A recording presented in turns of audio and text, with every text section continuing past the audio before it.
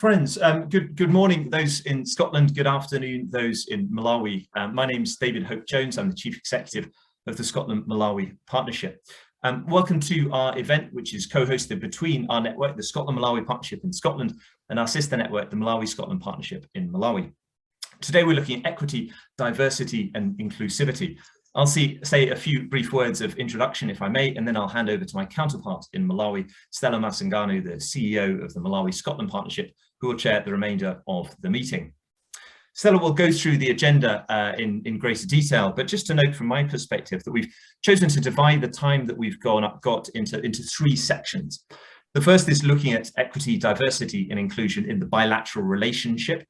The second is looking in the Malawian context, and the third looking at the Scottish context. And hopefully by following that approach, it allows us to explore the cultural context in each nation and together, flagging excellent work being done, identifying further issues and priorities, and catalyzing hopefully constructive discussions, and hopefully giving some practical recommendations about how we can all build inclusive working practices. We recognise that there is always more that can be done to support diversity, equity and inclusion, and we look forward to hearing both the named speakers and everyone else in the discussion on this theme.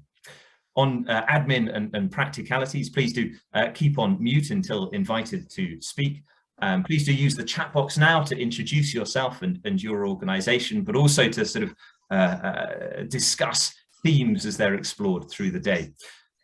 Q&A is relatively short, so we ask that people put their questions into the chat box and Stella will call on individuals to ask their questions and to be answered.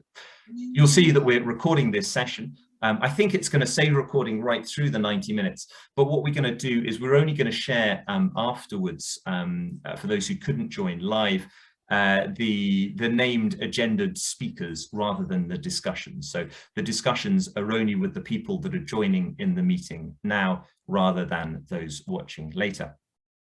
The speakers, each speaker we're asking to keep to 5 minutes, and please don't be offended speakers if after 7 minutes I need to jump in and just say that's time. It's again to make sure that we've got time to have a discussion as well. At the end of the 90 minutes, we're not going anywhere. This Zoom channel's open, and really that's a time and a space for anyone that wants to stick around and share their views on topics, and that will just be informally facilitated, but an open space to share your views, maybe if you hadn't had a chance in the formal Q&A. Two last points from me, if I may. Some of what we're talking about is, of course, quite sensitive topics. We've really encouraged all of our speakers to speak as openly and honestly as they can, and we're going to listen to a range of different voices and a range of different views. I ask that you are respectful to all who contribute, and that you only take part in today's event if you are happy to hear views that are perhaps different to your own, and that you see value in engaging those views. This isn't to say we shouldn't challenge and be challenged, but we ask that this is done, of course, in a respectful exchange, a sharing of ideas and viewpoints rather than criticising or attacking individuals. Finally, we recognise that in 90 minutes we can't cover all topics. We didn't want to have too many speakers to the exclusion of having a Q&A and a discussion. So please don't see any topic not on the agenda or not with a named speaker as something that we don't think that's important or chosen to actively exclude. This isn't the end of the discussion. We have all sorts of other events and engagements and training and a major listening exercise through 2022, which will build on what we're talking about today.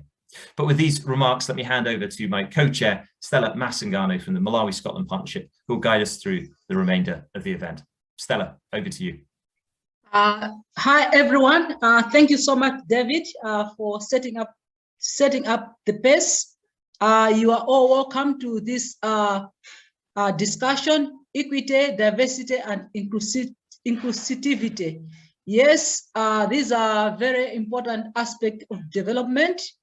As we are aware that we, SMP as well as MaSP, we consider that everyone must take part in the activity that we are delivering.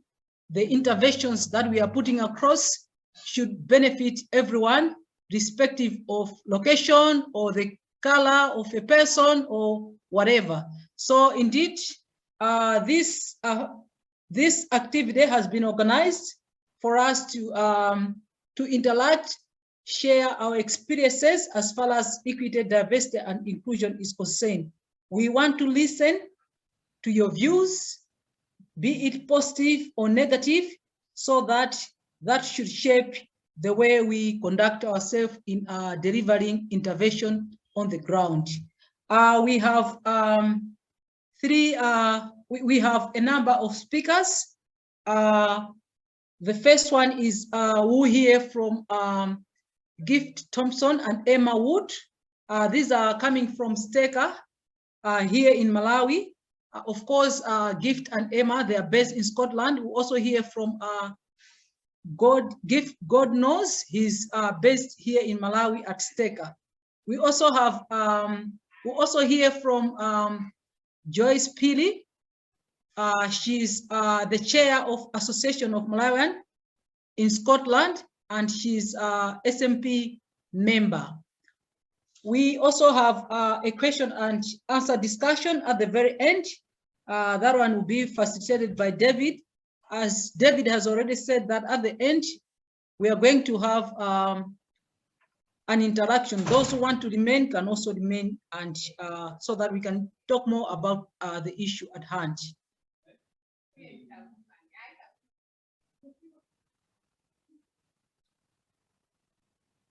We also have another speaker that is coming from Malawi Human Rights Commission to talk about work, priority, and perspective. That is Commissioner Chokondi Chijozi. She will represent the Commission and talk about issues related to the issue at hand. We are also honored today that we have one of the speakers who is a member of Parliament, Honorable Overton Kondowe. He is the Special Presidential Advisor on Persons with Urbanism and Disability. He also talk about issues related to the topic at hand. Then we also have a representative from LGBTQ. He will talk about perspective and LGBTQ and perspective from Malawi. He is coming from Nyasa Rainbow Alliance and representing frontline defenders. Then at the very end, as already indicated, we are going to have a viewpoint on cultural and traditional norms in Malawi. That will be tackled by one of the MaSP members. We are yet to introduce that. Thank you so much.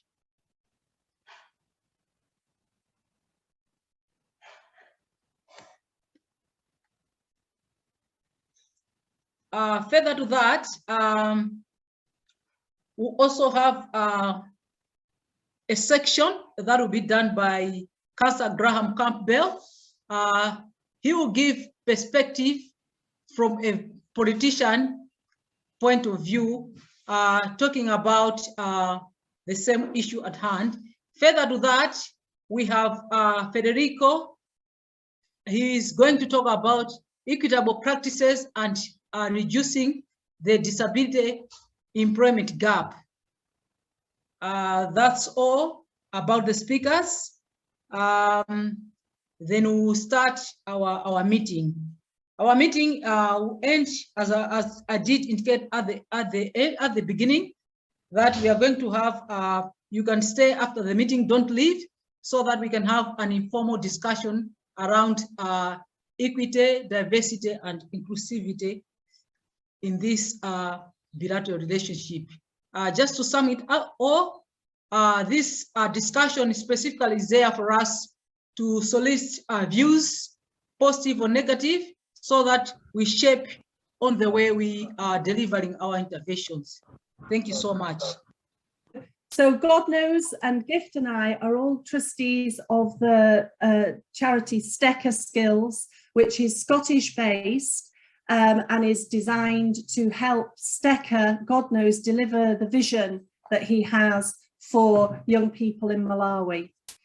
So I just want to really sort of set a context and set a scene. And really, I think we need to be looking at these issues from a perspective through the lens of decolonisation.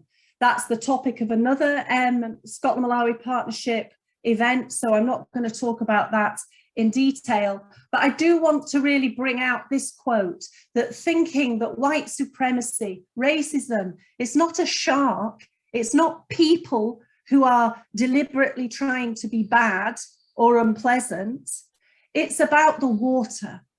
So it's the water that we all swim in, that are social norms, that teach us really how to behave in our relationships with others.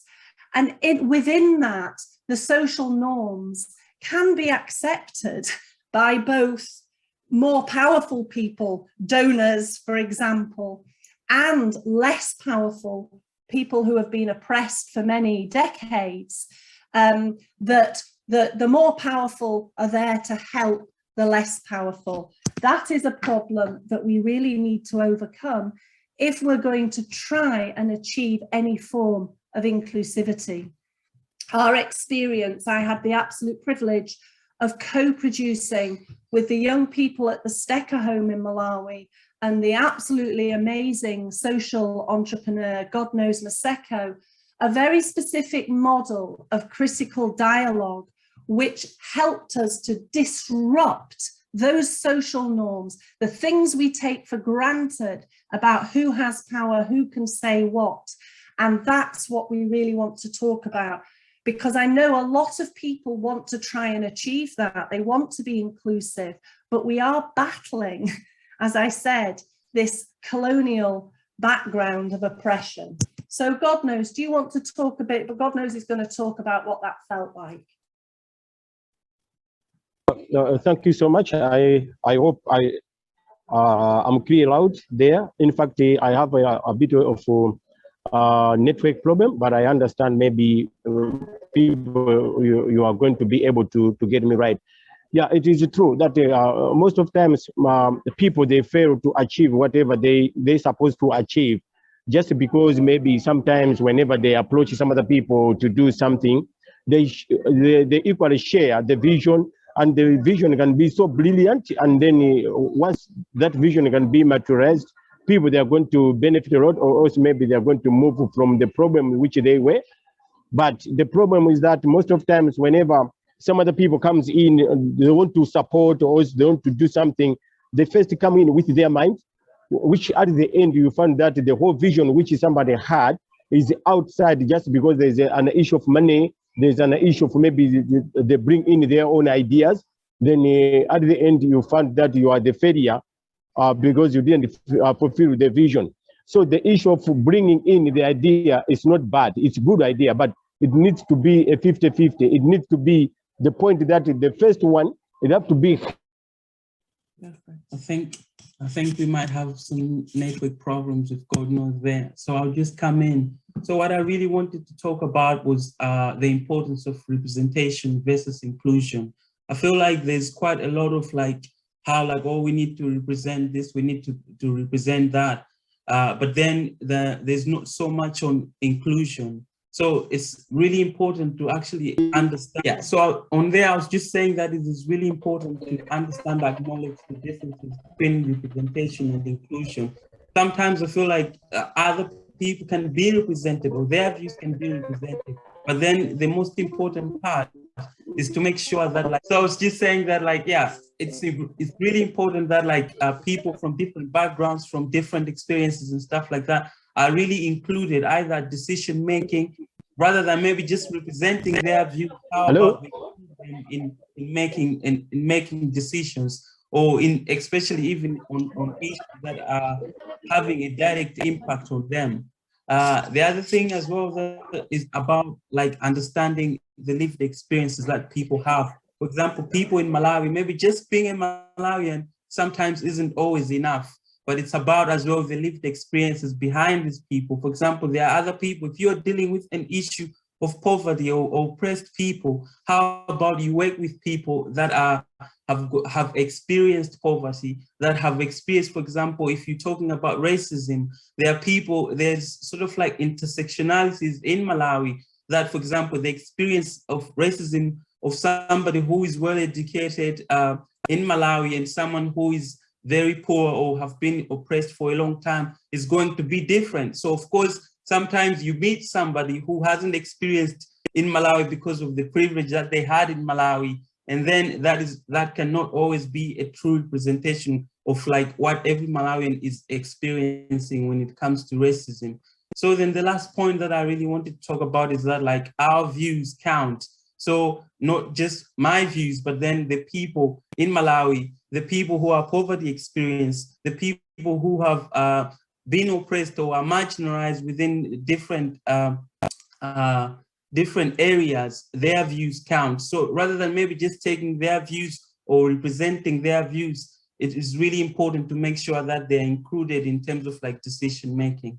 Thank you. And I think it's not easy. I think that's the point I really want to make. We've struggled, my goodness, 18 months it took before I felt that we were able to share. I mean, of course, power wasn't totally shared. I'm not that naive, but in a way in which people could criticize me, could criticize my views, could criticize other things. So we could then move forward in the most positive way. And I really encourage you to read our report. We've put sections of it there, because this is the most positive experience I think I've ever had. What we achieved, what the young Malawians said they felt, and what the young Scots they were then speaking with felt was very different than the usual type of interaction when you go and visit Malawi. So there's lots of resources. We've got a website. There's a great TEDx talk where you can actually hear Godknows speak without any network failures and other things. And hopefully we've stuck to time. Thank you very much. Remember the YouTube channel as well for the StekaSkills. Thank you. With lots of films. Thank you. With people speaking in their own voice. Thank you so much, the team from STEKA. Indeed, our views count. It's quite enlightening. You are portraying that we need to be inclusive. We need to listen more to the views, and as well as to the to what people are talking, even their actions. Thank you so much. Let me now introduce you to our next speaker. That is Joyce Banda from the Association of Malawians. She's based in Scotland. She's going to talk about the Malawi Diaspora manifest views. Joyce, you now have the floor. Thank you. Just a correction there, Stella. It's Joyce Phiri. I don't want people thinking that. Oh, I don't know where I got it. Just Banda. I'm so sorry for that. Yeah, sorry. No, that's fine. Interesting to hear the previous speakers, because that's the angle I'm coming from. And I have to warn that this is going to hurt a little bit. It's not an attack on anybody else, but it's our observation as people in the diaspora. And I can say that the experience of African in the diaspora across all sectors in Scotland in terms of meaningful inclusion is totally abysmal. So it's not surprising for us to see that the bilateral relationship between Scotland and Malawi hasn't been spared that. Some of us have been there since 2006, when the late Bingu Mtalika and Lord Makono were signing the cooperation agreement. And we had hoped that in that agreement, there will be space for the diaspora to be included, to have our voices heard, and our, to have a room to contribute. Unfortunately, our experience is that that's not been the case. And it's always, we've been trying to find ways of saying, how can we contribute? We believe that us in the diaspora, we are best placed because we know the host country and we know the native country. And it's a resource that, if you can see, many countries now, they're going to the diaspora, recognizing the importance of having the diaspora in foreign policies. So it's a battle for us, but it's a battle that we're still keen to get involved. We've seen, for example, in terms of equity, we've seen funding targeted at Scottish-led organizations, right, who then employ others to run around. Yet, Association of Malawians is self-funded. That cannot be equal. How can that be that as taxpayers here in Scotland, we are not regarded as an important source to fund? So there are issues that we've raised continuously with other organizations, the government itself, but we just feel like our voices are not being held. Yeah, the voices that we have are not high enough to reach the decision makers. We've seen also, for example, Malawians being invited to serve on board as trustees or to volunteer. Yet, if we can look across all the organizations working in Malawi, I'll stand to be corrected. I don't see any Malawian serving on executive boards or on senior leadership team. So if we are good enough to volunteer for boards, why are we not good enough to be employed? So as you can see, that's an element that we've been discussing us in the diaspora. How do we move forward? You know, how do we ensure that this partnership with a small p serves the Malawi diaspora as well? There are so many issues. I mean, 5 minutes is not enough for me. And there are areas of trade, for example. If Malawi is a partner, where are the Malawi products? And if we're bringing products and finished products from Malawi, how are we making sure that we're supporting the farmers? You cannot take green bean from Africa and process it in Scotland and expect that that farmer will survive. Now we've seen the issue of climate change and how farmers are struggling. It's because they don't have a cushion. They don't have anywhere that they can fall back on. Malawi is not a welfare state. So it's not, for me, it's not good enough to say, oh, we've got these projects that we're helping Malawians, yet we're making the Malawians poorer and poorer. We need to review this. So the very first start, we need to decolonize the foreign policy. We need to decolonize the ideas of saying that, okay, white Scots or white English are the best place to help Malawians. In the diaspora ourselves, we've got skills, we've got knowledge. It's a time that now that we need to support the diaspora, Malawi diaspora, to support themselves so that we can empower the Malawians on the ground.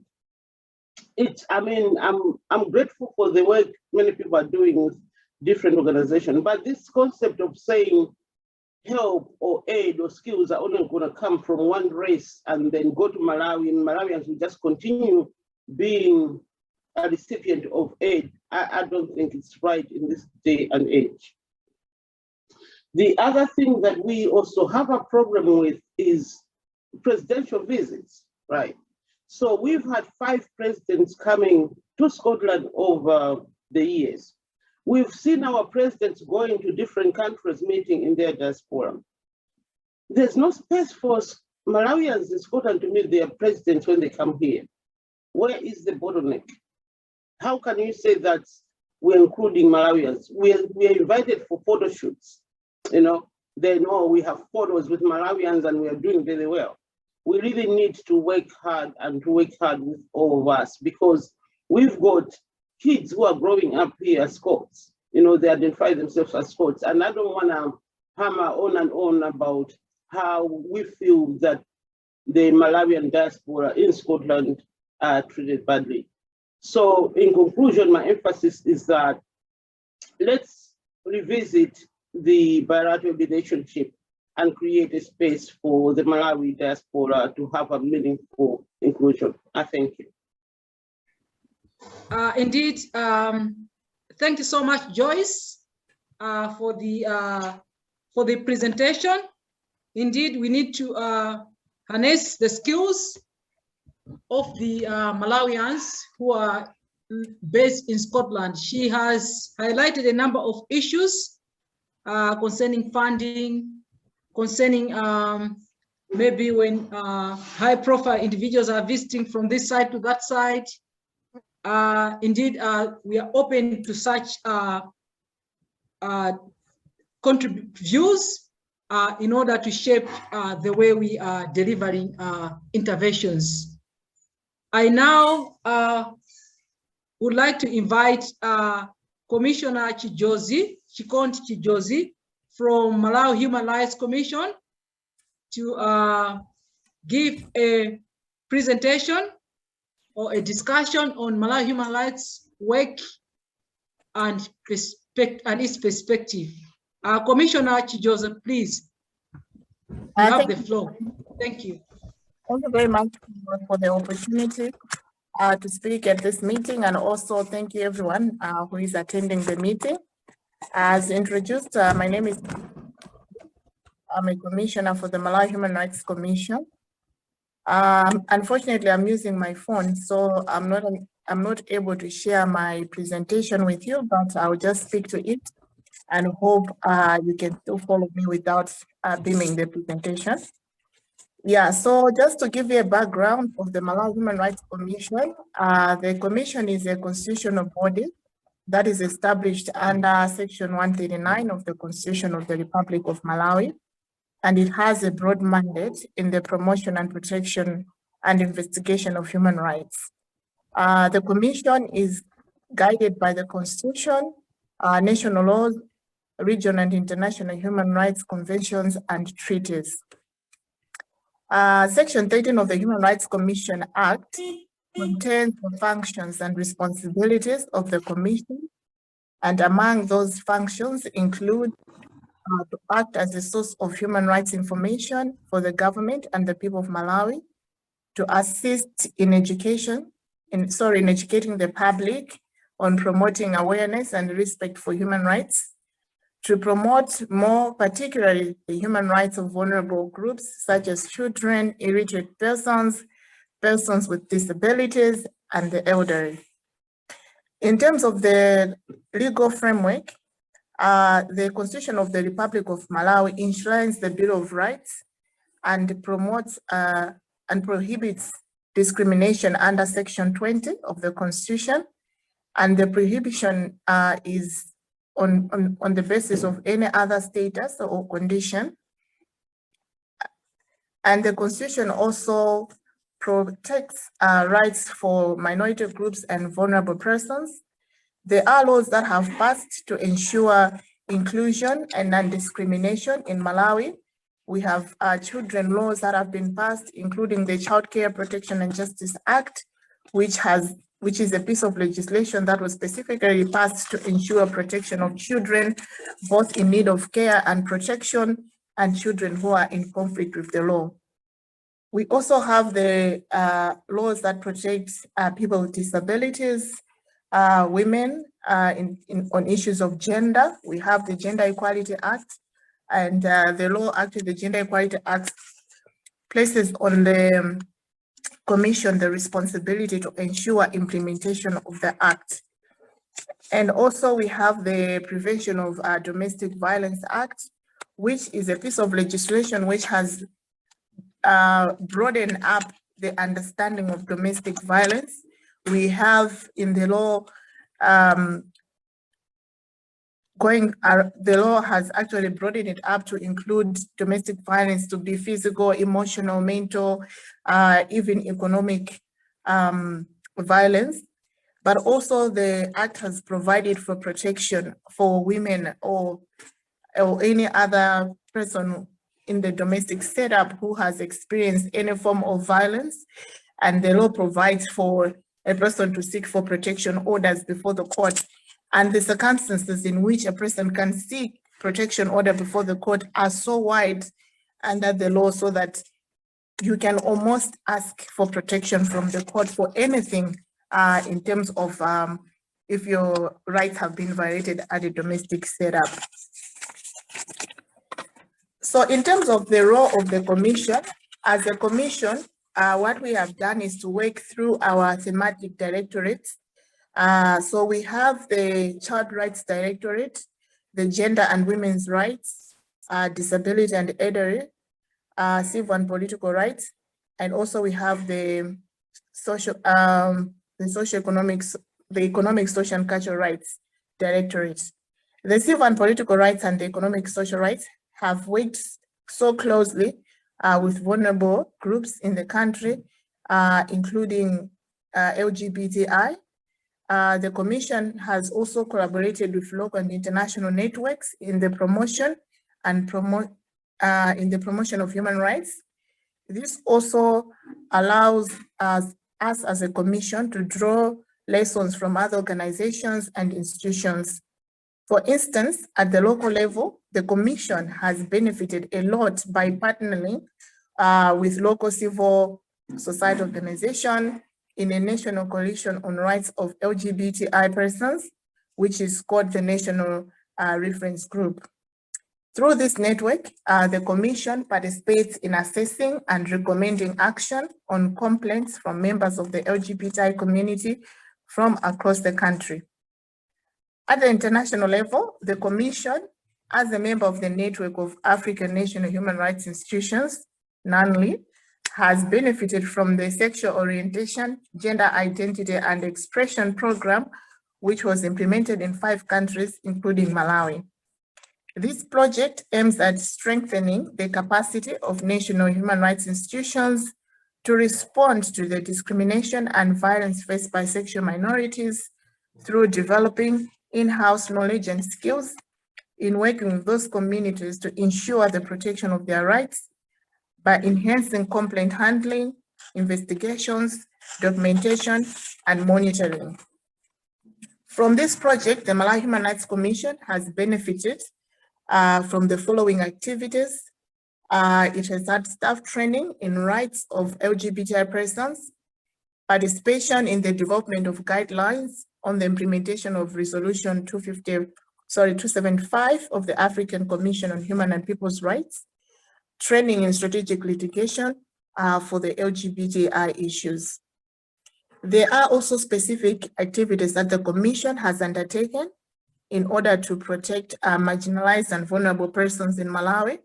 These activities include public inquiry on attacks against persons with albinism, monitoring the implementation of the National Action Plan for combating violence against persons with albinism, community engagement, meetings on rights of persons with albinism, training of community police forums on enhancing security for persons with albinism. We've also done public inquiry on access to justice in the formal and informal justice system on violence against women and girls. We've done prison monitoring. We've monitored childcare institutions. We are also advocating for abolition of corporal punishment in schools.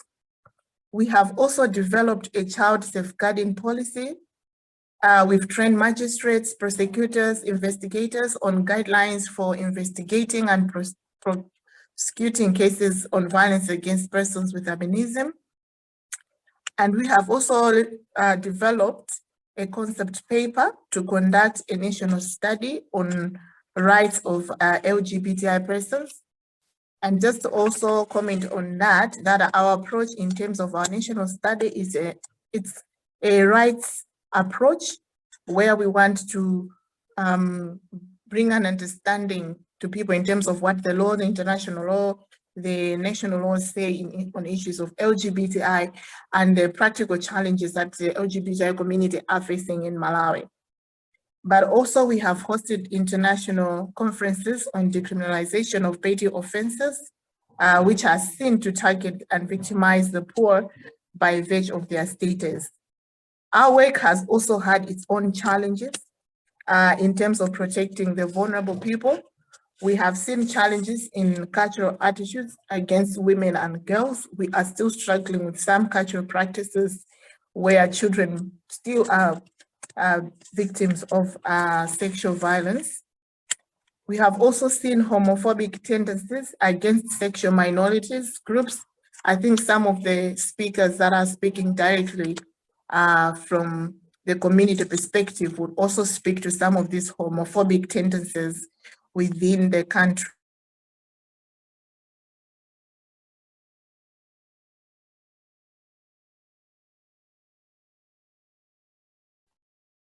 But also, are you able to hear me? Are you still able to hear me? We lost you for a second, but we have you again now. If you're happy, just for looking at time, if you're happy to wind up in the next minute, Commissioner. Thank you very much.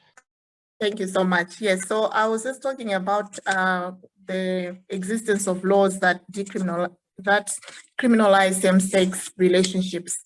And I think our other speakers are going to speak to that. Because of time, I want to elaborate more on that. But also even issues of religion that have also hindered the protection of people in terms of sexual minorities. So these are some of the big challenges that as a commission we have faced in protecting minority rights as well as vulnerable groups. Thank you so much. Thank you so much, Commissioner Chijozi from Malawi Human Rights Commission. Indeed, discrimination is illegal.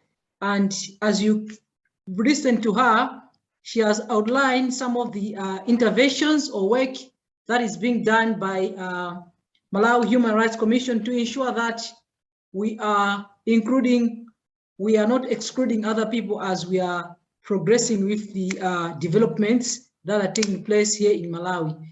Our next speaker is George Hopkins from LGBTQ, and he's going to talk about LGBTQ and perspective from Malawi.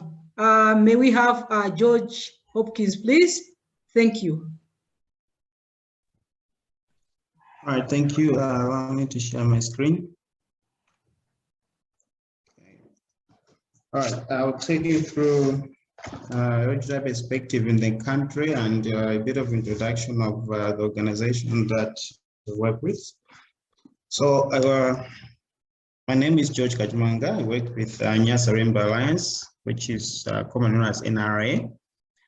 So NRA is an LGBT-led organization here in Malawi that was established in 2014. It is community-led and it was established after realizing the implementation gaps that were there before, and the scope of work also was also limited at that particular point in time. So in trying to address those gaps, the organization was established. Now, in 2017, the organization wanted to have a formal establishment by registering with the Ministry of Justice, but the registration was denied based on the fact that the membership practices were considered illegal. As we are aware that Malawi is a country that criminalizes same-sex practices. So they thought, because the objectives of the organization in terms of the documents that were submitted to for registration, they were clear on what we want to do, and they considered that the membership practices were legal. But that was not the case, because what we wanted is just the freedom of association as an organization. So they refused to register the organization. Now, what do we do as NRA? These are some of the things that we do. We engage with the human rights bodies at international level as well as at national level. This is part of our advocacy work. We also focus on capacity building, whether it's institutional capacity building, especially on other LGBT organizations, the country, as well as the community members.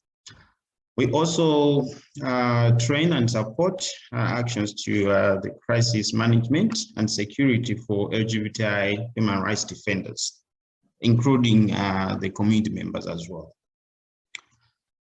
Another thing that we do as an organization is strategic education.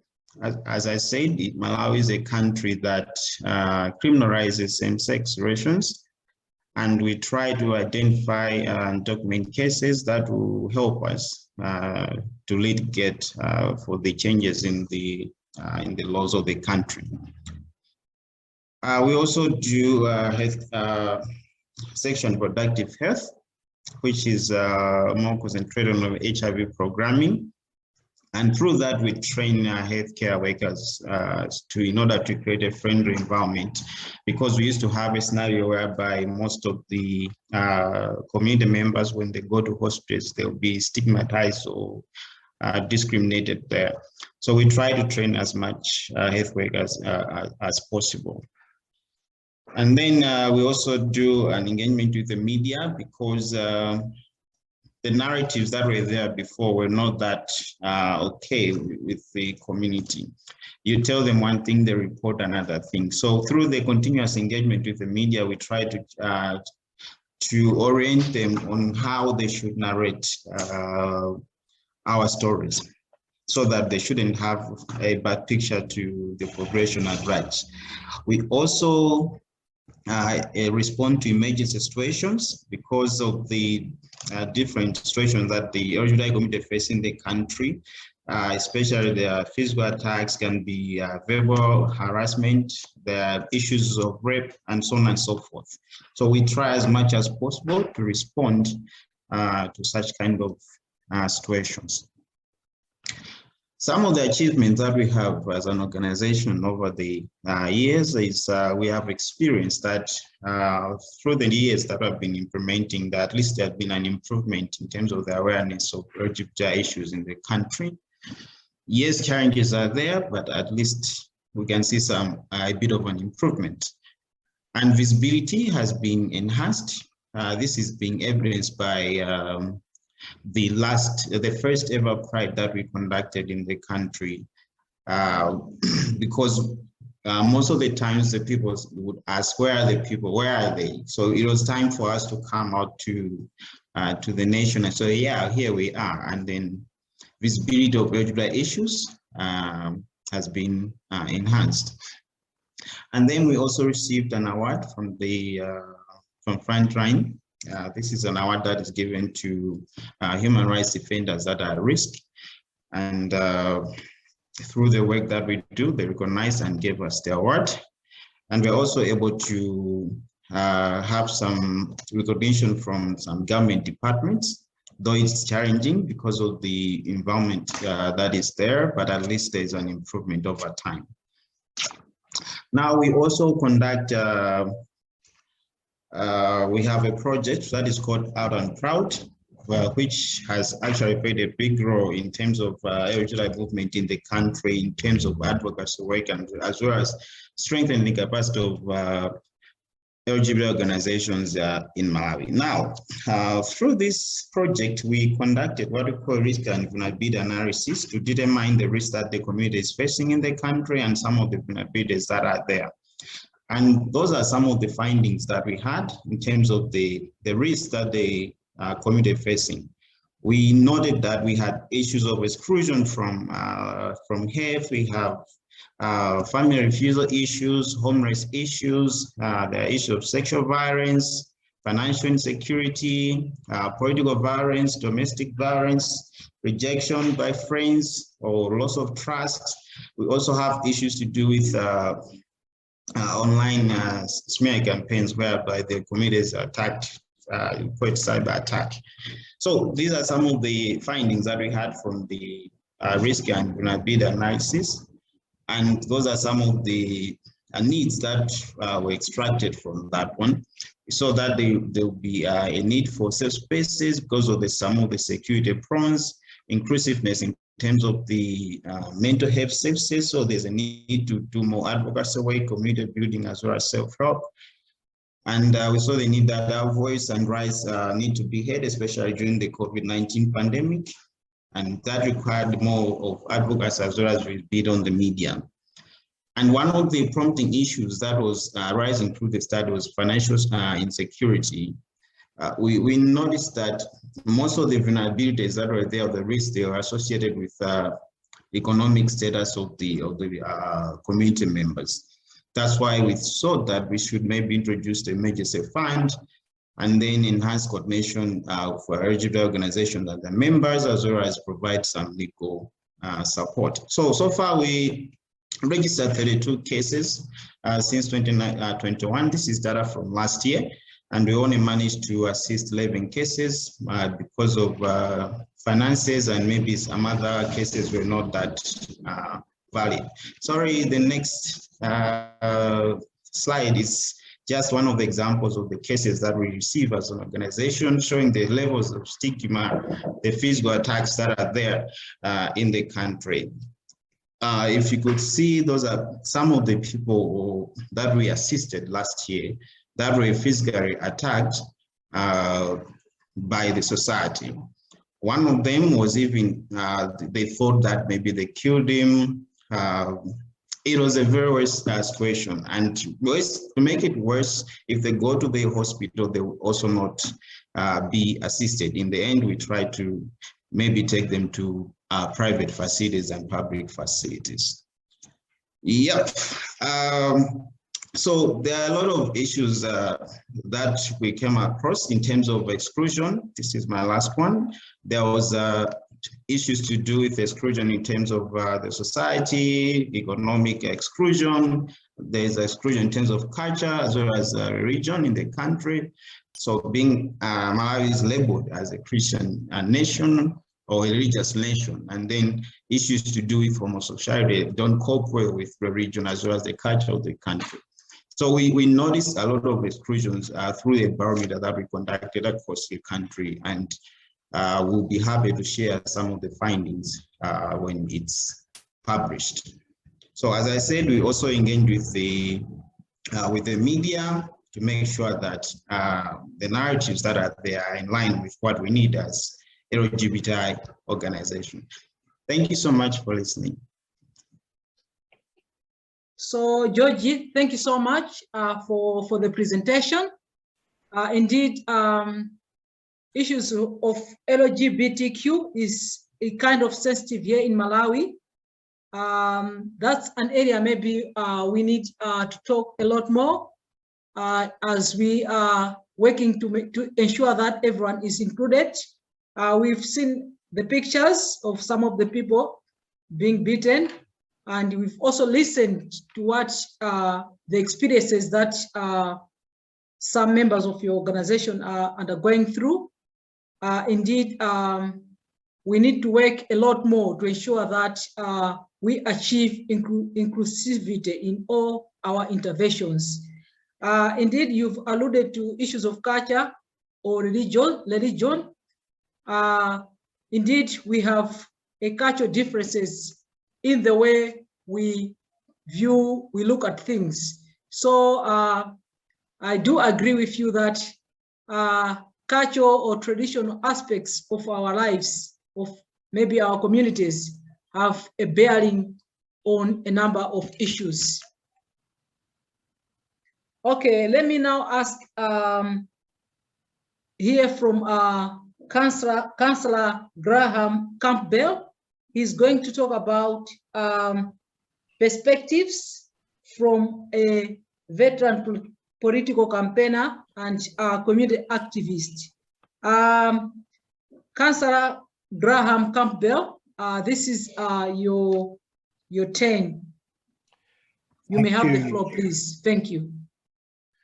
Thank you, Chair. And first of all, may I say thank you to George for his presentation. And you know, he has our utter respect and our solidarity in this fight for equality for the LGBTQI community in Malawi and anywhere across the world.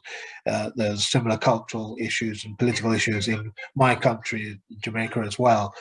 So I'm going to begin my remarks by really responding to what Joyce had to say to us earlier.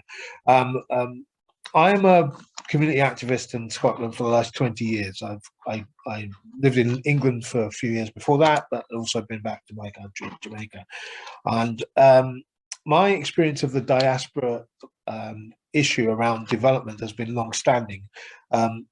some of the people in this call will remember that the time we at the African Caribbean Centre in Glasgow and also at the Africa Centre Scotland in Edinburgh worked with NIDOS, which was the previous name of the Scottish Development Organisation here. And I recognise that the colleague is on the call now. But when that was called it was the umbrella body for development organisations in Scotland. We worked together back in 2010 to try and raise the profile of diaspora-led development in African countries. And we already knew this, but we made that point that Africans in the diaspora are sending home to their countries far more money than anybody in Scotland or the UK ever will do.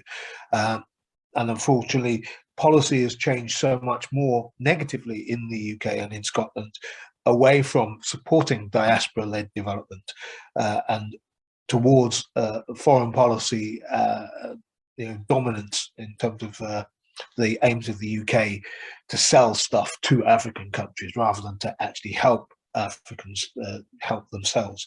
One of the things I think we could be doing a lot more of is, for example, helping Malawian farmers by actually buying some of their stuff, actually using our procurement powers in Scotland to actually aid people by buying things that we need that they produce. That's something we could be doing more of in Scotland. But I want to talk about really our experience in Scotland in terms of our city experience. Glasgow obviously is a city now which is far more diverse than it's ever been in its history. We have people from all sorts of countries who live here, particularly probably most African countries have a community that's resident now in our country and particularly in this city. We are about 600,000 people and something like between 20 and 30,000 of them are from an African descent or heritage. We know that many of those communities, including the Malawian community, are not included in the processes of power or authority and dealing with stuff. So there is a need to sort of obviously break those cultural and political barriers, discriminatory barriers. We have to call them out for what they are within the Scottish structure. A lot of the community organising we have to do is about trying to open up those processes and those places. But unfortunately, just in terms of development, we just, you be very aware, of course, that the one UK Scottish, located department from the UK government, the former DFID, the Department for International Development, was closed down and merged into the Foreign and Commonwealth Office. So now it's not in Scotland anymore, and it doesn't actually have a specialist mission to aid development. So we no longer have the programs or processes we once had to try and integrate diaspora-led development with the overall strategy of the government. In Scotland, we have the Scottish Development Initiative. That has a very small amount of money. Malawi's one of its main countries that it works with. It's been one of the main things that the previous First Minister to the one now, Jack McConnell, was very keen on developing that relationship, and that relationship did bear fruit for a number of years, led to a lot of twinnings and a lot of your organisations being involved in helping Malawi. But I think it hasn't really been able to match up in terms of money. I mean, let's be blunt, that the money is very, very small and can't really go that far.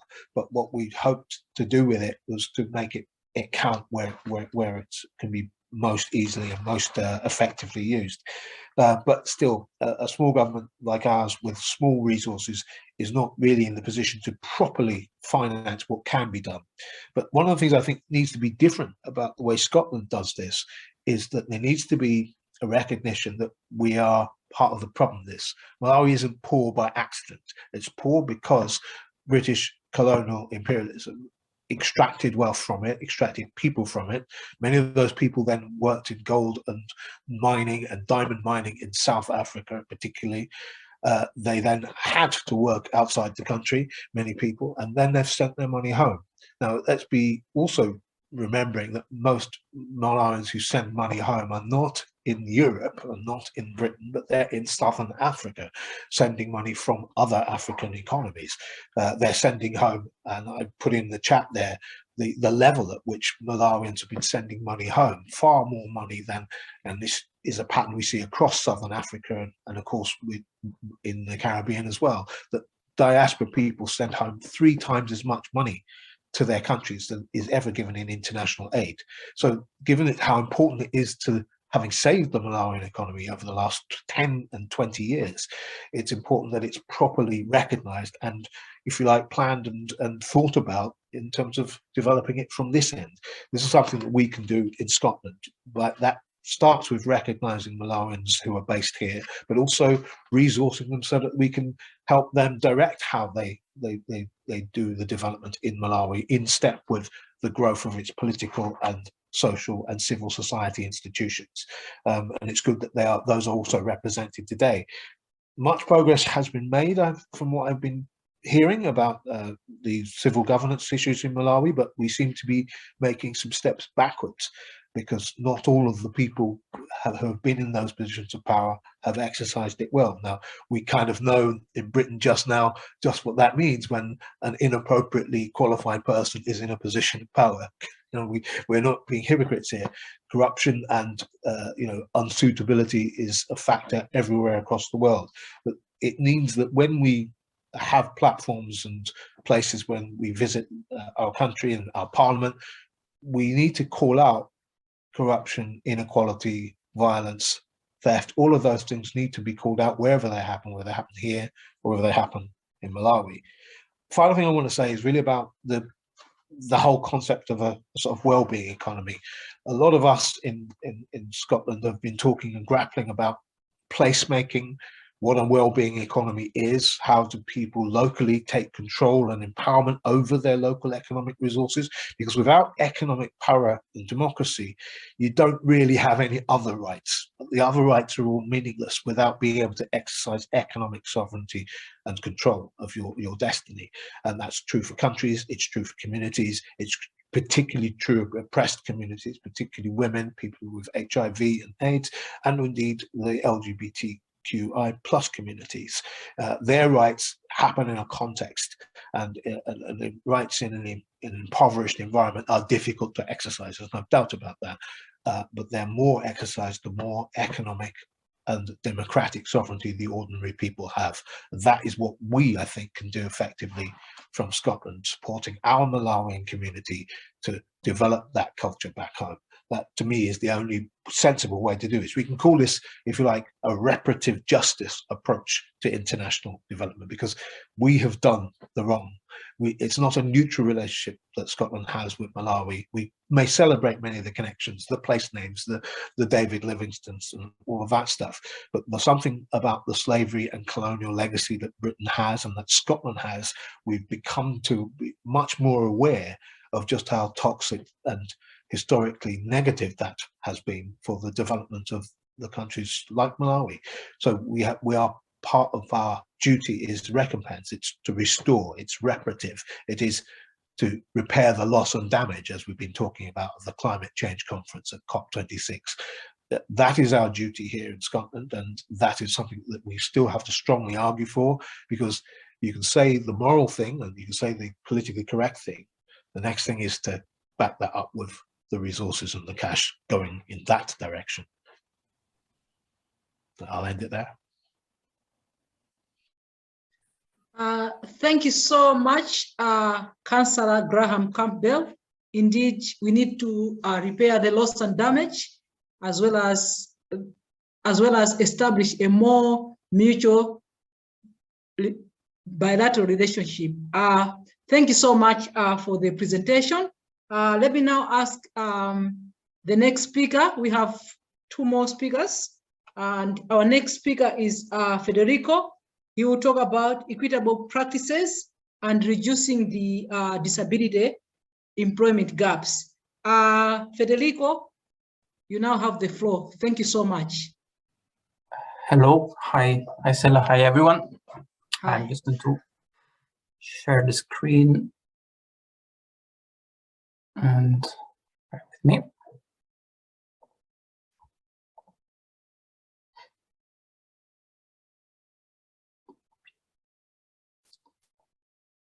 Okay.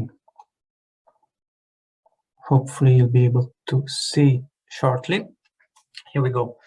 Thanks everyone. In the first place, I'd like to thank Scotland-Malawi Partnership and Malawi-Scotland Partnership for having me today, being an external. It's a really great pleasure for me because I've got a strong connection to Malawi. I've lived myself in Malawi back in 2015. I was in Lunzu working on a volunteering program. So I still have some memory of Chichewa. I'd like to say Mulibwanji everyone, because I've not said it in such a long time. That said, I do work for a charity called Enable Works, which is part of Enable Scotland. We do support disabled people into employment, but also support organizations across private, public, and third sectors. Within the three sectors, understanding and approach to diversity and inclusion are obviously very different, but at the same time, there are three main challenges that are displayed quite clearly. The first one being that there is a very low number of disabled people applying for jobs in the first place, or even getting into employment if they try to apply. So the aim is to reduce the disability employment gap.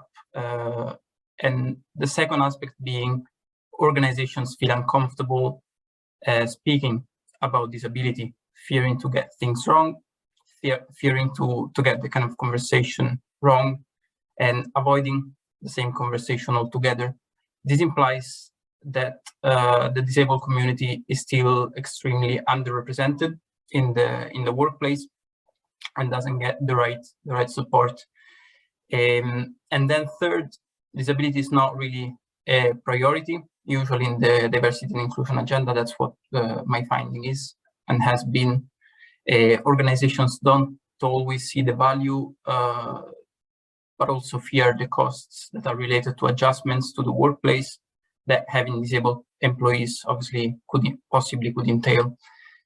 So thinking about these challenges, there are two main aspects that I would like to focus on. And the first one being fewer job opportunities for disabled people due to inaccessible recruitment processes, whilst the second concern is support at work.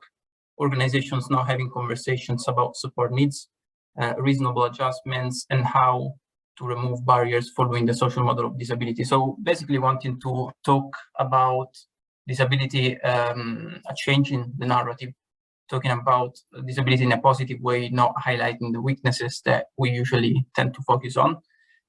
Thinking about neurodiversity, so autism, ADHD as conditions that actually have and people that have lots of skills and abilities to offer to anyone, not just in the workplace. That means obviously that we have a level of social justice as well, because we actually include people that otherwise are excluded from society, from work and then society altogether, obviously. In terms of some of the solutions, there are different ways to address these issues. The first one being rethinking recruitment processes. This has a focus on achieving diversity, obviously. So recruitment means that we will have more people coming from protected characteristics in general, specifically in this case, from the disabled community. However, diversity doesn't mean inclusion. That's not the same thing. It doesn't create a sense of belonging. So that's obviously the first step, and it's very important. When trying to attract disabled candidates, it's important to consider how your organization appears from an outside perspective. So obviously that thinking about online applications, the fact that everyone now Googles up everything, organizations, they have to be clear on what their message is, transparent, and the fact that they are welcoming towards people coming from different backgrounds.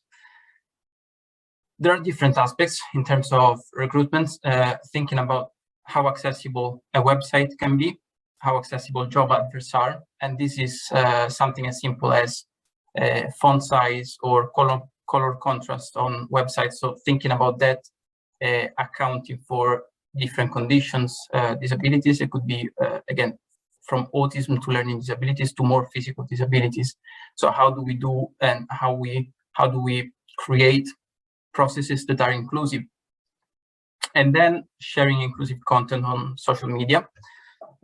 You can pretty much tell your audience of disabled candidates that you are actively encouraging their recruitment. And this could be done through awareness raising campaigns, which is something that we work on with lots of organizations that we've been supporting in the diversity and inclusion journey, but also partnerships with sectorial organizations. Partnerships is one of the obviously things that make us stronger. If we don't have understanding about a specific subject, we will want to form a partnership with an organization that has expertise in that specific field. And finally, the message that we want to share, seeing a website and even social media full of one type of person is usually not really appealing for people coming from a different background, people that think or even feel differently. This is not something that applies only to disability. Obviously, we talk about, generally speaking, about diversity, equity, and inclusion, and intersectionality as well. So taking into account a person's full identity in that way, and wanting to be as open as possible, diversifying images, but at the same time being very honest with the maintaining a real representation of the organization's demographics. That's really crucial. So we cannot obviously put people that are different just for the sake of wanting to attract candidates that are coming from the disabled background, LGBT, and so on, because obviously that won't be a real representation, ending up in then having someone that will join a company having an idea in mind of how inclusive their company or organization is going to be, and then facing a different reality completely.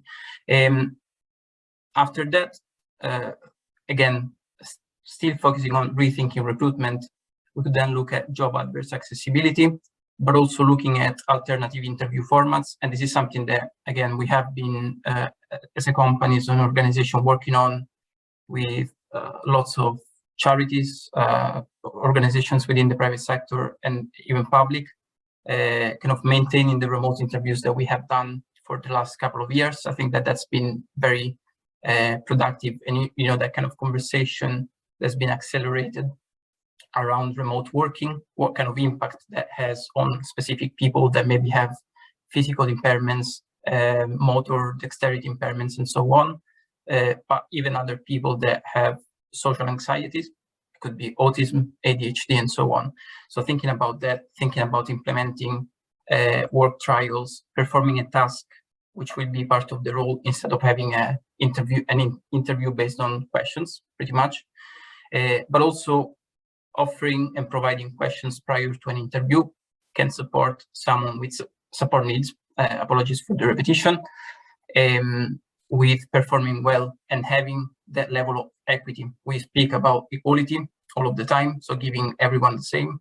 We have to speak about equity, so giving something more to anyone that comes from a disadvantaged background. And it's very important to kind of reiterate that with organizations. The second aspect, being support at work, this contributes to creating inclusion and sense of belonging within the workplace. As an organization, it's important to be aware specifically of different disabilities, what support needs would be, what reasonable adjustments would potentially look like, and what resources are out there, what kind of organizations can offer support, if there are any funding schemes available, and so on. So again, this is kind of translating into forming partnerships, having training, deliver, raising awareness is very important. It's not the main thing about diversity and inclusion. There is so much more to that, coming up with a strategy, implementing the strategy top down, so that there is a systemic, supportive and inclusive environment, but at the same time sharing and possibly delivering training in that way. This is some of the work that really we do as an organization. We have done so many companies in terms of awareness raising sessions, support tools that could be handy to have, resources, and also consultancy on aspects such as inclusion, diversity, equity, and inclusion strategy, policy accessibility, rethinking recruitment, web accessibility, and also support at work for disabled employees. One of the things that I have noticed throughout my work experience is that there are many people that don't even disclose their conditions. Most disabilities are hidden. So we wouldn't even make the assumption that someone is disabled by looking at them, obviously. We have to make sure that we have systems in place and have an understanding and increase the understanding of the public around disability. Summarizing, thinking about these few things, so rethinking recruitment processes, support strategies in place, investing in training, forming partnerships, and then joining schemes and being aware of schemes that could be available. Thanks and apologies, David. I will stop sharing and thanks. Perfect. Thank you, everyone. Yeah, thank you, Federico, for the presentation as well as for the work that you're doing. Indeed, disability is not inability. We now have our last speaker, Pastor Mphatso Chidothe. She will speak on culture to balance up some of the presentations that have been made that conflict with culture. Thank you so much, and let's Pastor Chidothe, Pastor Mphatso Chidothe, you now have the floor. Thank you. Good afternoon, everyone. I assume we're all in the afternoons.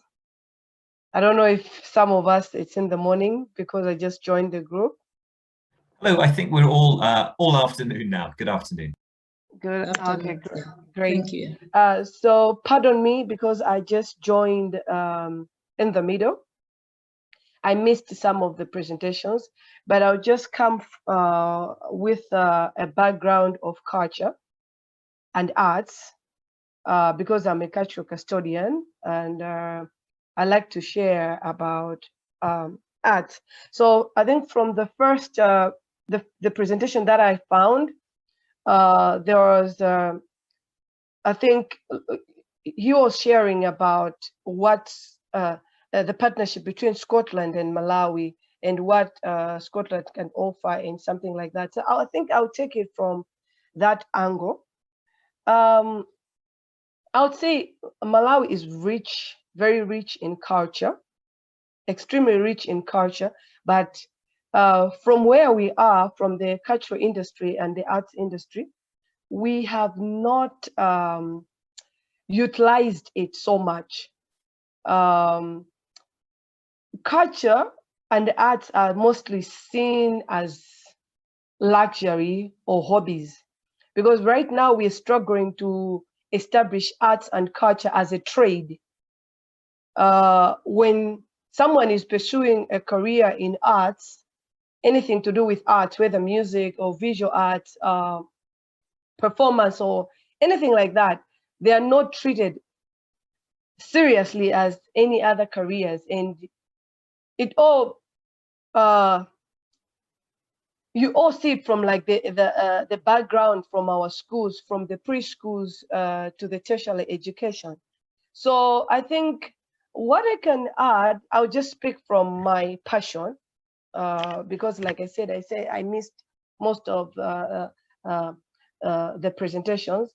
I think what I would share is that where we are right now, there's like a cultural renaissance. There's young people, actually the upcoming generation is so much interested in culture. And I think this is a time where the programming has to harness the culture from the roots, from the preschools to primary education, tertiary education. And I think this is the time where more platforms on arts and culture should be established, whereby art and culture should not be just viewed as hobbies or things that, anyway, when you want to have fun, then, okay, you're gonna call an artist or something like that. It should be, it is already an integral part of everything that we do. Actually, we have been debating, I don't know if you've already seen the vision, the 2063, the Malawi Vision 2063, and how we've been, us from the arts, we've been struggling to see it coming out. Of course, they've tried to explain to us, when you're looking at the three pillars that are there. There's a pillar of industrialization, urbanization, and agriculture. And they say the arts are falling under the urbanization. But if you look at the rich heritage in Malawi, you discover that one, it has not been promoted. We have got like strong history in Malawi. We had Dr. David Livingstone in Malawi, and there are still historical sites all over Malawi, but you cannot access them because they are not marketed. When you talk about Malawi, you only talk about the lake and Chambo and Mulanje, but there's more in Malawi that has not been put out there.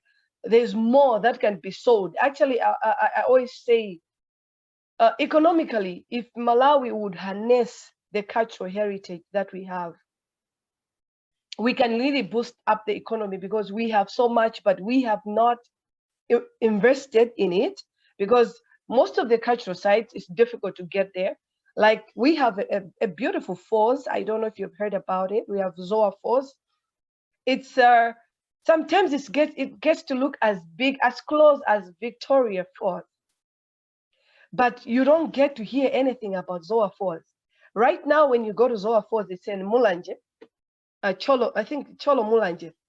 The other side is bordering with Mozambique. And the Mozambique guys are doing so much at that falls. They're doing the hydro, they're building a hydroelectric power from a falls that exists in Malawi, and yet we haven't done so much. So I was just talking about the cultural heritage. Now let's talk about the arts. I've seen different organizations like Teveda right now. They're trying to introduce music in all vocation colleges. And they've been working on the curriculum. I was privileged to be part of the team developing that. And the whole reason why they're trying to develop this is because actually music does not appear as a trade in Malawi. So for somebody to survive as an artist, it's difficult because there's no labor laws guiding. It means you can be exploited. For the other jobs, like there's a guideline. The Minister of Labor will guide that if somebody is a domestic worker, at least minimum, they should earn this. If they are doing this kind of job, these are the kind of hours. But for artists, you don't get something like that. Most artists are exploited because whenever people are trying to get a gig from artists, they'll say, we're trying to expose you. We're trying to give you exposure, give us this service for free. But this is somebody's full like a career. They have invested in it. They have put in their time. So I think, I don't know if I'm losing track, but I just wanted to give you the scenery of what art is right now in Malawi, and how we are so rich in cultural heritage, and how right now it's the right time when these can be harnessed. And if we're talking about building the relationship with Malawi, I think this is an area that there should also be so much focus. I think I can stop there.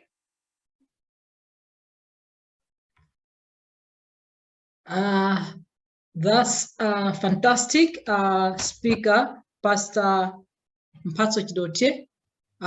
Indeed, culture is an area that we need to tap in. Maybe I should open up. Do you have any question, comment to the last speaker, so we can also talk about questions to the previous speakers? But for this one, if you have any question regarding culture, and you can ask. Any question, observation? Pastor, I'll ask you a question regarding culture. What do you think is the impact on culture on LGBTQ? Okay, that's a very, very, very important question. Like any culture, okay, I'll say culture is so fluid because it keeps on changing. That's the most important thing. Culture is always influenced by different factors. Because I'll give you an example. Right now, you have got people that say, okay, when we talk about dressing, they say, no, this is not our culture. This is not how we dress. But if we actually dig, whatever they're trying to say, this is not our culture, is actually foreign. Why am I saying that? When women are being talked about, maybe exposing parts of their bodies, and then they're saying this is not our culture. But if we dig what our culture is, we never had any fabric. Fabric came because of slave trade, you know? So it's something that is foreign, that we have adopted, and we are trying to describe ourselves. So I was just trying to give a background to say that most of the time when people are trying to say this is our culture, the question is, what is our culture? That is the most important, because everything that we are now, we've learned it. When the colonial masters came, they taught us the way to speak, the way to dress, the way to do so many things. So I would say, can I give an example of something that I was working on with the question that you've given me? I would say right now, like any society, they tend to be resistant to different kind of, I would say rights. Let me use rights, human rights, because sometimes there can be some human rights that are violated and people would hide behind the cultural thing. So they are violating somebody's human rights, but they're using, this is our culture. So if you come from that background, it all goes back to what has the Malawian society been oriented with for the past 30 years? Because whatever we've been taught, that's what we are living. So if something else that is not that, people will tend to say, oh no, this is not our culture. I remember when there was a new change of government, I was affected with my sister. Somebody said something in the media, I don't know where it came from, to say, okay, when Bingu, the president, was coming into government, they said he'll stop every woman from putting on trousers, wearing pants. So I don't know who started this conspiracy, but I was coming from Zomba to Blantyre with my younger sister. We were using public transport. So we just got off the minibus, putting on pants, and we were severely beaten. So when the people were doing this to us, they said, putting on pants is not in our culture. But I remember my grandma telling me what used to be. Like, I know that sometimes there's political influence when it came to fashion during the Kamuzu era. I understand platforms were not allowed, bell bottoms were not allowed, putting on dreadlocks, people were not allowed to use that. So there was a certain, like, the Malawian culture was being molded, it was being defined, it was like designed. So when we are moving in this design and people say this is what it is. So responding to your question, I'll say it all goes back to awareness. It all goes back to digging, because yes, there is resistance. I was involved in developing, I don't know if you've heard Zatu Pawailesi. There used to be Girl Effect. There's an organization called Girl Effect. It's based in the UK. They brought in a program in Malawi in 2016, 17, 18. So the program, we had a band of young people. So when we were doing the prototype for the band, we're trying to come up with characters that we see in the community. And we had one particular character, a girl, she was a tomboy, a cool character. So we tried the prototype of the program. We went to Rumpi to try it out. So we're showing pictures of the characters. And I remember the youth in Rumpi shooting down this character and describing this character in the way the society is teaching them, because they said, no, she doesn't look like a girl. She doesn't dress like a girl. We don't want her. We want her to look like a girl. She shouldn't cut her hair like that. She shouldn't talk like that. So I would say, yes, culture has got an influence. And at the same time, it all goes back to reminding people what is our culture. I hope I have responded. Yeah, very well.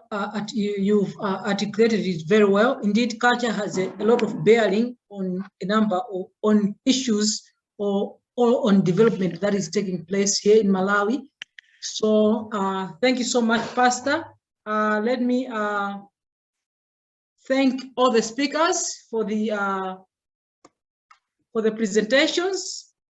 Indeed, equity, diversity, and inclusion is an issue that we need to look at very critically, so that we shape the way we deliver our interventions between Malawi and Scotland.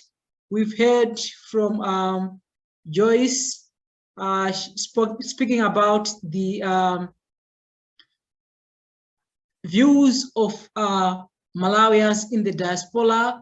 We've listened to Federico. He's talked about people with disability, how we can change processes in order to include them. We listened to Councillor Campbell talking about decolonization and other issues, that very important issues that he raised. We listened to George Kachingwe outlining some of the experiences that members of his organization are experiencing. We've listened to the pastor and also other speakers, in case I've forgotten. Yes, indeed, equity, diversity, and inclusion is an issue that we need to seriously consider. At this point, let me ask David to wrap up the session. Thank you so much, the presenters, as well as all the participants that came to participate in this session. We are grateful. Thank you. David, over to you. Thanks so much, Stella. Just a few quick words of closing from me, if I may. What unites all of us across Scotland and Malawi is this belief in a bilateral relationship not underpinned by charity, by one-way flows, by donors on one side and recipients at the other, but of dignified partnership, of friendship, and of human solidarity. And I think what we can all agree is none of that is possible, and none of that is credible without taking diversity, inclusion, and equity seriously. So I'm really pleased to have been a part of today and had the chance to co-host. What I want to quickly do, because the talk's brilliant, but action's really important as well, is just quickly go through each of our speakers, highlight one take-home message from my perspective, one action that from the Scottish side I think we can do. And we heard together from Godknows, Gift and Emma. Technology meant we didn't hear as much of Godknows as we would have liked. Please do watch the TEDx link of Godknows that Emma kindly put in the chat box. He's a wonderful speaker. We're sorry we've not heard so much from him. But he talked about that the vision that we work to needs to be 50-50, coming from both nations. We heard from Gift about that we need to make sure that it's not just representation, but meaningful inclusion in decision making. And we heard from Emma that it's not easy. It takes time, it's difficult, and it requires to create an open and honest space in which you can challenge and be challenged. On all of that, I particularly look at our school partnerships work. We've got a whole set of 24 new resources, lesson plans, a new practical guide to school partnerships coming out in the coming weeks. And really key part of that, what we're going to do is make sure that all of that is really captured within it, particularly the STEKA and Queen Margaret University's work about critical dialogue models. So that's going to be really firmly embedded in there. And we're going to work with that team to develop a lot of those resources to capture that learning. We heard, of course, from Joyce Phiri, a great friend of the Scotland-Malawi partnership, and I meet very regularly with Joyce, and we absolutely value the input from Joyce and everyone in the Association of Malawians in Scotland. Joyce talked passionately and entirely correctly about the essential role that the diaspora must have in the bilateral relationship, in all bilateral relationships, because they have an integral and essential understanding of both countries, both cultures. And it's ensuring that those voices are heard and involved at every level. Joyce also talked powerfully about trade. On all of that, I mean, my suggestion is that we go back to having regularly quarterly meetings with the Association of Malawians in Scotland and any diaspora group, Malawi diaspora group in Scotland, to really listen to and respond to a lot of that challenge. There is always more that we can do as two networks to better engage the diaspora at both sides of the partnership. So I want to make that very, very clear. I won't go through all the points of what we've done over the last 15 years so far, but the critical point for me is there's more we could and should do, and I want to commit to quarterly meetings, restarting what we had as our Malawi Diaspora Advisory Group in that capacity to go through those details and those suggestions. We heard from Commissioner Chijozi about the Human Rights Commission, their work supporting women, girls, people with albinism and the LGBTQI+ community, and of course from the Rainbow Alliance, the Nyasa Rainbow Alliance. And I think probably the most useful thing we can do at the Scottish side is to amplify and to reinforce their work, to highlight what they're doing sensitively and appropriately, and to stand in solidarity with their essential work. We've done a bit of that so far in our People to People podcast. Do listen to that if you haven't had the chance, but I'm keen to take that as a key priority. It was an absolute delight to have Councillor Graham Campbell with us, and I think probably my biggest takeaway there is this idea that Scotland's distinctive approach to international development must be about recognising the exploitative latent and manifest legacy of British imperial project, and that needs to underpin absolutely everything we do, as well as the scale of remittances. So there's a lot that we're doing in that. We've got a decolonising event coming up just in a few weeks or so. But particularly on the question of remittances as well. We're having good meetings with a company called Moto Money, who are looking at ways of supporting the diaspora community to be able to remit money in a far more equitable and speedy and effective way back to Malawi. We recognise that's a big priority, so we're keen to listen to views on that. We've got a meeting with them the week after next. And on trade, which came up from both Councillor Graham and Councillor Campbell and Joyce Phiri, absolutely promoting those Malawian products as we have for the last 12 or 13 years or so, and maybe look back at restarting the Buy Malawian campaign. Really want to plug 21st of February starts for 2 weeks, Fair Trade Fortnight. We've got Malawian rice, there's Malawian coffee. Please do buy Malawian products in Fair Trade Fortnight and beyond. There is structural issues of injustice to address, as we have been for the last 10 years. The 1955 Double Taxation Treaty signed between the UK government and the UK government's appointed governor of Nyasa land. It is totally unacceptable that that is still defining the trade relations between the UK and Malawi. We've had that debated in the Commons, in the Lords, in Westminster Hall, and for 20 years the UK government has been saying it will update it. It must update it, and it needs to happen now. I think increasing pressure on that as an immediately obvious legacy of colonialization. We want to highlight Enable's excellent work as far as increasing access to making our services and HR patterns as friendly and inclusive as possible to those with disabilities. There's really good resources. So with that, what we'll do is we'll send out links to Enable's services. We really recommend it. And as has been said by Federico, they can partner with your organization, do a review and offer advice and support. And finally, on culture, thank you very much, Pastor, there. And I think the key takeaway point for me and the action for us is never falling into that trap of saying this is Malawian culture and this is Scotland culture. It is pluralistic. It is not homogenized, and we need to dig down into actually when we say this is what the culture is like, where does that really come from? Two final plugs. We've got our event on decolonization. Please do join us where the conversation will continue. And also we've got a listening exercise, which we're going to launch probably next week. And that's looking at latent and manifest aspects of legacy of colonial rule. It's looking at diaspora engagement. It's looking at how do we do digital best as we move back to hybrid? How do we make these meetings work? And looking at our partnership principles as we celebrate their 10th anniversary. Please do look out for those and continue this conversation. We're not going anywhere now. That's the end of the formal meeting. Thank you very much to all of our speakers and contributors. But what we're going to do now, if you want to head off, that's absolutely fine, but we're not going to go anywhere.